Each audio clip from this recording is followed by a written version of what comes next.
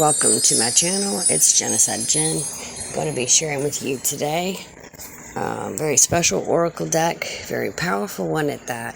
It is the Imperial Dragon Oracle, and going to teach you a little bit about dragon wisdom and how you can use them for divination and in your everyday life. Before we get started, want to share with you guys a few facts and a few tidbits about dragons themselves, and then we'll get into each of the cards. So this oracle deck contains 22 cards, numbered 0 to 21. They are exactly like the major arcana in the traditional tarot. The dragon is without a doubt one of the most widespread of all the guardian spirits of the earth. Most commonly depicted as a huge bat-winged, fire-breathing, scaly serpent with a barbed tail, the dragon has embodied since the dawn of time a powerful protective energy, a sacred energy.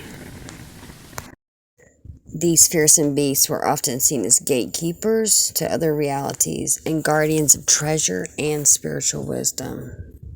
There's a common theme throughout much of the world mythology in which the hero does battle with the dragon in order to secure a hoard of treasure. The dragons most notably are known to protect a treasure made of pearls. Pearls are often known as related to spirit and spiritual wisdom. Links between dragons and pearls can be found in other cultures as well. The Chinese usually depict dragons with thunder pearls in their mouths, and they are said to spit them out. In other traditions, dragon deities are connected to these dragons are connected to the moon, the night shining pearl. The moon is also known as the pearl of heaven, and is called in Mexico. Buddhist legends from India and Japan tell of the precious pearl that grants all desires that is obtained from a sea dragon. A little bit about the history of dragons and how they're related to pearls and the ocean. Tales of the dragons are known to be part land creature and part water or sea creatures as well. It's suggested to use the power of the four cardinal directions, the ancient energies understood and used by our ancestors to create a sacred protective energy in your cards. You should stand facing each direction and say a prayer of cleansing and blessing in your own words, or by just saying the following. I call upon the energies of the north wind and the power of the element of earth to cleanse these cards from all negativity. Next, turn to the east and say, I call upon the energies of the east wind and the power of the element of air to blow pure inspiration into these cards. Now you should turn to the south and say, I call upon the energies of the south wind and the element of fire to protect these cards from ill will. Lastly, turn to the west and say, I call upon the energy of the west wind and the element of water to empower these cards to flow freely with the energies of divine love. Okay, now you've done so, your cards are ready to use. This is how you should use this deck. I recommend you use this sacred and specific prayer before working with your Imperial Dragon Oracle cards. Okay, now let's take a look at each of the 22 cards and what they mean and how they correlate and cross over to the traditional major arcana of the tarot. Much like other cards used for divination work from the tarot and oracle, you want to ahead of time formulate the question and set your intent and what you're trying to look into before drawing any cards, and recommended before even shuffling the cards. This will help you get a clear, precise, accurate information from spirit when doing so. Okay, so now you're ready to start working with your Imperial Dragon Oracle. We're going to talk about each of the cards and how they translate over to the traditional tarot. I'll show you guys the cards and go over each one and help you guys get all ready to start working with your Dragon Oracle deck and doing divination using dragon. First card in this series of Oracle cards is the Seeker. Translates to the Fool card in traditional tarot. The energy is birth. The key word meaning behind this card is unlimited, limitless possibilities. Card is marked number 0. This holds the energy of new beginnings. This tells us about walking, being in the state of walking in trust and innocence, being unaware of worldly limitations that we cast upon ourselves, having only the limits that we cast upon ourselves within our own mind, beginning of things anew. Card marked number 1 in this oracle deck is the Magician card. Would correlate with traditional tarot. It's marked number 1, embodies the energy and essence of creativity. Drawing down spiritual energy is the idea this card has. Holding in your left hand the sword of truth as it connects you to your higher self. The cup of creativity. And this card is titled Magus. Correlates to the Magician, equivalent to the Magician card in the tarot. Wisdom is the next card. It talks about connecting with wisdom. This would be the High Priestess card in the tarot. The Dragon of Wisdom teaches us about blending our intuition with common sense. Trust all that manifests in her life, basically, because she knows she has already woven the web that unfolds before her. The world is but a manifestation of what lies within you. This is the Wisdom card. Number 3. Fertility, the Empress. The energy of this card is the abundance of Mother Nature, and overall talks about fruitfulness. Tells us to follow our natural instincts, look to Mother Nature for inspiration, and you will know when to sow and when to harvest and how to harvest. This faith applies not only to external ventures on your path, but if you align yourself to the energies of the land you live upon. This is basically like the Empress card. This card is entitled Power. This is number 4. This would be basically the Emperor card in traditional tarot. It talks about strength and determination, authority. The Power Dragon stands as both the leader and protector. Holds a golden ball as the sign of authority, and a lance as the sign of power. This card represents our ability to hold your power in the company of others. It is linked to stability, perseverance, determination, and self-belief. This is what this card is talking about in the Imperial Dragon Oracle. Card number 5 is Mercy. This would be the Hierophant card. It's basically about spiritual wisdom. Key word in this card is talking about compassion. The spiritual path challenges us to look deep within ourselves and understand both the light and dark sides of our nature, your light and your shadow side, letting us know that those we meet on our path are mirrors for us. If we see a quality in someone else that you do not like, it means that you manifest some of that energy within yourself. The Dragon of Mercy challenges us to follow our spiritual calling rather than our own ego. It requires a choice, a change of mind. So many people are in a constant battle with their inner demons, but this card asks us to stop the fight and show self-compassion. This is the card of Mercy. This card is marked number 6. It is entitled Love. It would be the Lover's card in the traditional tarot. It talks about having unconditional love and acceptance. The key, it tells us that the long-lasting relationships is unconditional love. This means loving someone no matter what they do or say. In order to achieve this, happiness comes only when we are able to accept all circumstances and remain in a place of trust within that.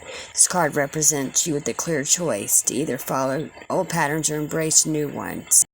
Number 7 is Adversity. This card would be equivalent to the Chariot. Talks about rising to meet the challenge. The energy, overall meaning of the card is about how to do with change. There is only one constant in the universe that we are made aware of, and that is change. In order to know things at a deeper level, we must forget what we already know. Change is the energy that makes this possible. Adversity always brings with it the power of self-development. Card number 8 is the Strength card. It talks about spiritual power, fortitude. True strength rises from the fusion of female intuition, spiritual energy, and masculine strength. When presented with difficulties and challenges, we sometimes fear the potential sacrifices we will have to make in order to overcome them, but the sacrifices are never as much as we imagine, and the potential rewards are beyond our dreams. Number 9 is the Solitaire card. It is equivalent to the Hermit in the Tarot. It talks about knowledge of the inner self, inner wisdom. The Solitaire Dragon carries and walks his path as an outsider, seeking his own way to inner knowledge and understanding. His lantern of illumination guides him, making him both gentle and wise. His twisted staff symbolizes his understanding of the spiral of creation that helps him on his quest. Sometimes we need to step back away from a situation, step back to have understanding in its meaning in our lives, step back from the situation and be able to see things clearer. The next card is number 10, and this is entitled Destiny. It is the Wheel of Fortune card. The power of change is all about movement. We are powerless to change with the cosmic forces that turn the wheel of life. However, we can be gently empowered to change ourselves. To walk a path of destiny is to be in harmony with the cosmic forces of creation. When confronted by radical change, it is best to stand in the eye of the storm and be at peace in your heart. As to be one with the forces of destiny, everything will align, and you can be in a harmonious state. The next card, number 11, is entitled Balance. This would be the Justice card. Moral strength and integrity has to do with balance, keeping all things in balance. Like a yin and yang balance each other. The dragon is a great balancer of the energies of the universe. They use the truth behind all thoughts, words, and actions, and governs the energies of cause and effect. She stands at the center of our universe, making the necessary adjustments to restore equilibrium.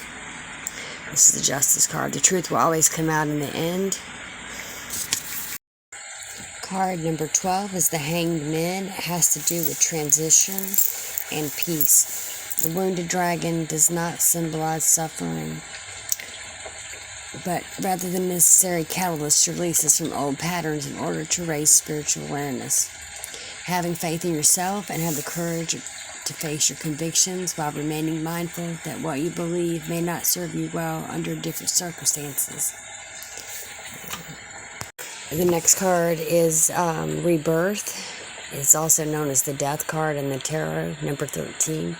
The energy of this card is about transformation, and it's all about rebirth. Transformation is distinctly different from transition. Transition is a movement from one place to another within the same reality, whereas transformation involves a complete change of reality. This is a very positive and powerful card, for it symbolizes complete change. Nothing will ever be the same again, is the message. Card number 14 is entitled Temperance, and it also is the same as Temperance in the traditional tarot. It has to do with the interplay of yin and yang, unification. Temperance symbolizes unification of yin and yang and the reconciliation of apparent opposites. Yin and yang are not actual opposites, but are rather two sides of the same coin. Very interesting. It also has to do, if you stand in place of a balance with an open mind, you will make clear decisions and bring otherwise incompatible energies together. This is what temperance is about. Card number 15, which would be the Devil card in the Tarot. It's about chaos from which order is born, discernment. Mischief is an energy that can bring us chaos when it seeks to undermine stability or create illusion. To avoid being a victim of mischief, one has to break the bonds of ordinary perception and to take practical actions to restore order. This card also reminds us to not take ourselves too seriously. Card number 16 is the Tower. The movement from material to spiritual is about a breakthrough. In order to know something at a deeper level, we must first let go of what we think we already know. Beliefs can be self-limiting, and in order to break free of them, the walls of our reality need to come crashing down. The inevitability of change can sometimes make us as if we have no control over our destiny. Unexpected events, catastrophes, instability, etc. Number 17 is Firmament. This is the star card. The unending cosmos. It's a card. Message about hope. Gazing at a starry sky on a clear night reminds us that the only limitations that exist in our world are those that we create ourselves by what we have choose to believe or disbelieve. There is no end to what we can achieve. There are no limits to the firmament, the blanket of which the stars are laid on. Card number 18 is the Moon. In this deck, it's called the Lunar Dragon. It's about the shadow self and illusion. The Lunar Dragon controls the ebb and the flow of energies from the tides of the sea to the emotions of humankind. It challenges us to see our inner darkness and fears, to face them honestly and learn from them of things rather than seeing the whole picture. Number 19 is the Solar Dragon. This would be the Sun card in the tarot. This talks about rebirth into the light, illumination. The Solar Dragon holds the energies of the sun, the great life giver and illuminator. Without the sun, there would be no life. Spiritually, it brings enlightenment. This is number 20. This would be the Judgment card, the fusion of wisdom and understanding, completion. The Dragon of the Eon governs the turning of the great wheel of time and brings events to their natural conclusion. This marks the end of one cycle and the beginning of a new one. It allows us the opportunity to view and evaluate all that has unfolded. Judgment. Number 21, Gaia, the world, the balance of the elements, and harmony. Mother Gaia is all about harmony. When the 5 elements are in balance, all is well in our world. The Gaia Dragon holds the elements in a state of dynamic equilibrium. The harmonious interplay between the conscious and the unconscious allows us the freedom to move and be moved. I hope you guys have enjoyed going over the Imperial Dragon Oracle with me. Hope you got to know some new things about divination with dragons. Until next time, it is Genocide Jen, light and love.